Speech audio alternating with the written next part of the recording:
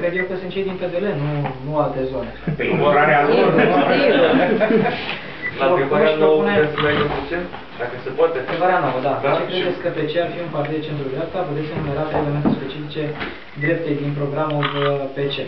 Păi, în primul rând, valorile pe care le promovăm și a spus-o cel mai bine, cred că a spus-o Crin Antonescu la un moment dat, chiar citeam anul trecut, de vorbește ca un conservator pur.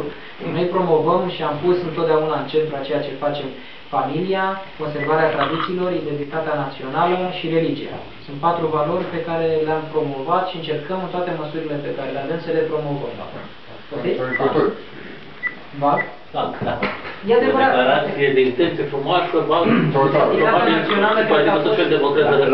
la noi există prima valoare, este persoana, drepturile, libertățile acestea. Îmi permiteți, eu sunt... Totul se învârte în jurul persoanei. Deși sunt membru al Partidului Național Liberal, eu sunt conservator la valori. Identificând valorile conservatoare americane acolo. Acolo mi-am găsit eu. Și mă consider a fi și creștin. Partidul Conservator este dispus să se implice ca partid conservator care își asumă identitate conservatoare în promovarea unei legislații super plăcute altfel pentru protejarea vieții. Sigur că nu. În sensul protejarea vieții copilului nenăscut. Legislație anti-avort, de descurajarea avortului, după modelul Partidului Republican din Statele Unite ale Americii. Fără doar și poate. Și există, deci